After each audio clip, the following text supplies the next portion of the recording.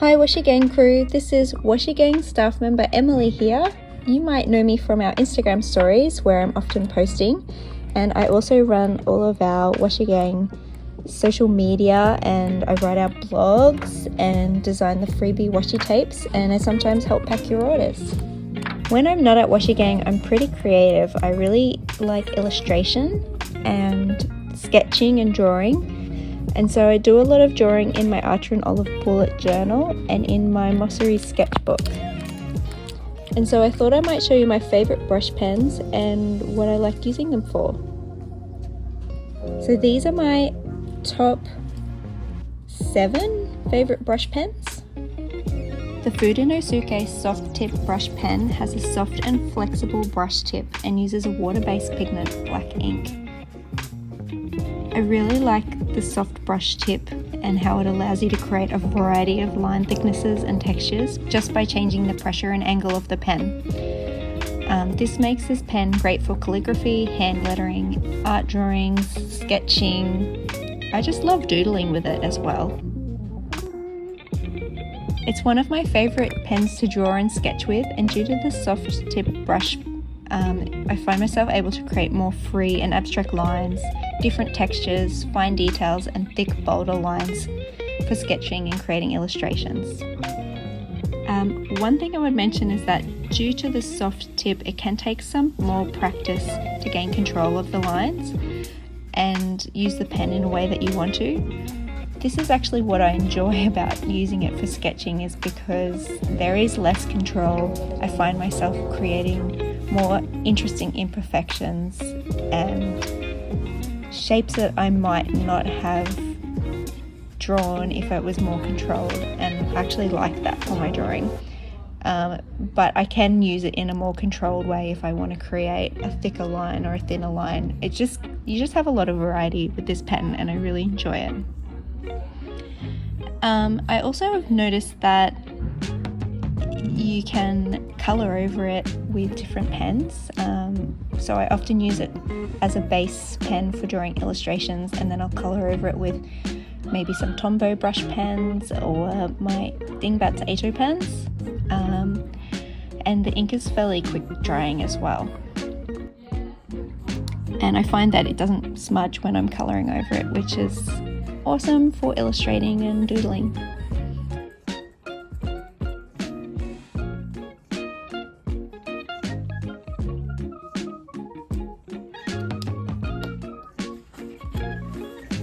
Here's a comparison of the two Fudenosuke brush pens, and the top one is the soft tip brush pen and the bottom one is the hard tip brush pen. I really like using the hard tip Fudenosuke brush pen for more detailed drawings.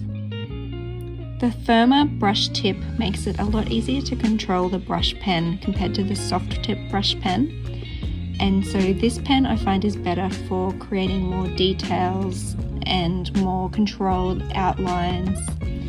It's better for handwriting and titles, whereas the soft tip brush pen I would find is better for larger lettering and more curvy and textured, like large swooping letters. Whereas this one I would use more for thin and medium lines with more control. I really love using this pen as well for doodling, art drawing and sketching in my bullet journal and in my Mossery sketchbook. I just find it's great for outlining illustrations in particular, and then I love doing some doodling and illustrating and then colouring them in once it's dry. It's similar to the soft tip brush pen where it dries quickly and doesn't smudge when you're colouring over it.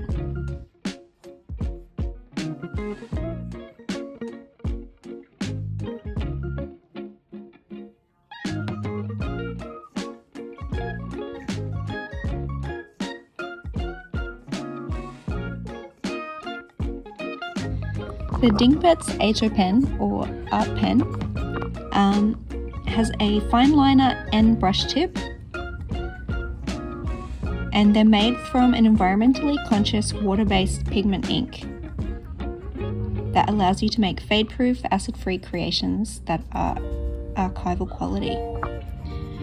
So one thing I have noticed with some of my other pens where I do a little illustration, if I might pin it up on the wall, that they're not all light proof and that colours might fade over time, but the Dingbats Ato pen are supposed to be light proof and fade proof. So far the colours have stood the test of time in my bullet journals and on my little wall hangings.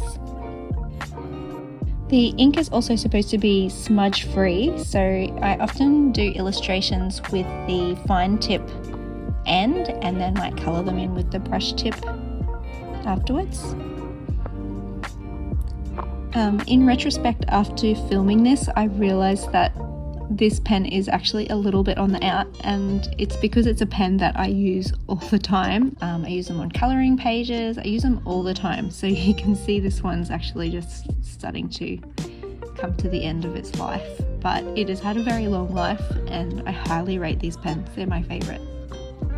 It's got a slightly finer point than the Tombow brush pen, and I haven't found that it's frayed over time after using it in a range of different types of book, and you'll notice that the fine tip is a bit finer than the Tombow Dual brush pen.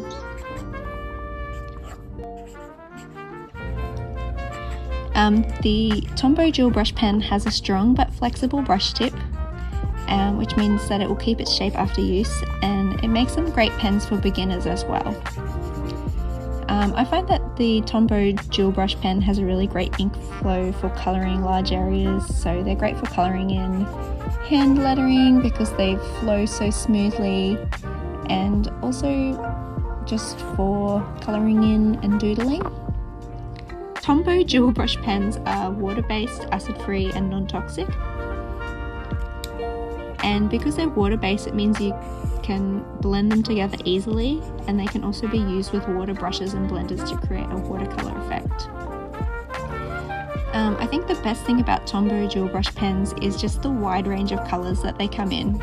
I really love that they have a new range of portrait colours with a wider range of skin tones that have just recently been released. To prolong the life of your Tombow brush pen, I would recommend using them on a smooth, non-textured paper such as in a bullet journal, as I find with heavy and regular use with rough paper such as watercolour paper and textured paper, it can cause the brush tip to fray over time.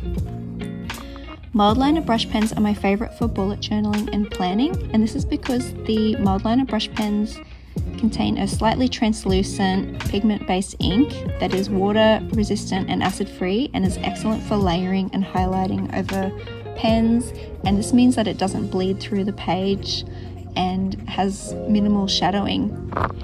I love to use the Mildliner brush pens for highlighting, writing and decorating my bullet journal pages.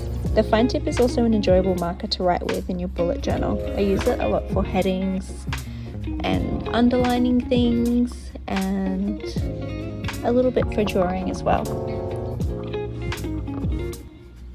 The Mildliner brush pens are great to use in planners and bullet journals where you're using both sides of the page, because you'll see minimal to no shadowing through the page. That's why I love these pens for this purpose. Even though the Mildliner brush pens have a slightly translucent ink that creates a bit of a layered look, I still really like using them for colouring in and to colour in doodles and illustrations, because I find that the muted and subdued colour palette can help you to create a really specific and interesting look, and I still really enjoy using them for that. The Karin Brushmarker Pro brush pens are my favourite pens for getting creative and for creating artworks. The Brushmarker Pro brush pens use a non-toxic water-based ink with either dye-based ink or pigment-based ink for the neon colours, and they have a super durable, flexible nylon brush tip. You can also lighten colours, blend colours or create tonal transitions by acting the tips of the markers together or using a blender pen. I think these pens would work really well in the Mossery sketchbook, I've also used them here in the Ato and Olive bullet journal, which is quite good for mixed media.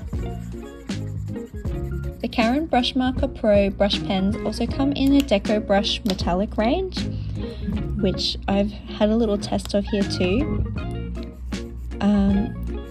The Deco Brush metallic range is also super inky and lush. These pens also work great on black paper because they have a more pigmented ink. Because the ink is so wet, you can create lots of different techniques that are similar to watercolors, where the colors will blend together on the page, or using blender pens or water, you can create different watercolor effects. And because they're so wet, we recommend using a thicker paper to avoid bleeding or shadowing, and allow some time for pen strokes to fully dry if you don't want them to blend together, smudge, or transfer to another page in your bullet journal. They're great for creating quote title pages in your journal as well, because you can get that really watercolory look, and once you add in all of the inky flowers around the edge, it just looks like you've done a painting on the page. They're so pretty. The Pentel Brush Shine brush pen has a flexible felt tip brush that's ideal for lettering, as you can create a range of thick and thin lines with this pen. It's quite similar to the Fudenosuke soft tip brush pen in how it handles on the page. It has a water-based dye ink, it's made in Japan, and it's a great beginner-friendly brush pen. I would also recommend giving a short moment for the ink to dry to avoid smudging or unwanted transferring. You can create medium lines to very thin brush lines with this pen.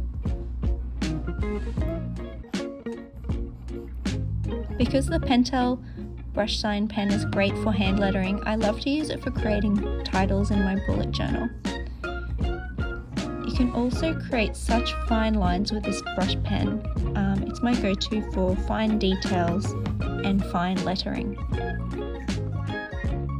I didn't realise how much of a tongue twister saying different brush pen names would be until I made this video, such as Fudenosuke soft tip brush pen and Pentel Brush Shine brush pen and Karin Brushmarker Pro brush pen. I think I'm going to be a pro at saying all of these brush pen names by the end of this video. Thanks so much for tuning in. We hope you enjoyed our brush pen test YouTube video. Hopefully we can do some more videos like this soon. Let us know in the comments how you like to use your brush pens at home and what your favourite brush pen to use is.